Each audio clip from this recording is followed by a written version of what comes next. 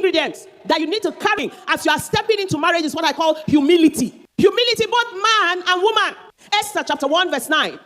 I particularly love the book of Esther. I say Esther is a wisdom book for marriage. Everything you need to learn and everything you need to understand to make for success in marriage can be found in the book of Esther. Both what not to do and both what to do is found there. Both in the relationship with your spouse and both in your personal life conduct is found there. Now, if you look at Esther chapter 1 and in verse 9, the king made a feast for 120 days. And then somewhere along the line, the queen decided to make her own feast. She didn't deem it fit or deem it necessary to be a part of the feast of the king. She needed to do her own thing by her own self. And she made that feast for herself. And in the course of her feast, the king said to her, minus anything else, I'm sure that her refusal to honor the king's invitation might have been that it would be a disruption in her schedule. Maybe there was a program of activity for her for that day, and maybe she was the keynote speaker, or she was the keynote fashion parader for that day, or something in her feast. And answering the king's call was going to disrupt her schedule, and she didn't go. Summary of the whole story was she lost her place. However, down the line, when Esther became queen,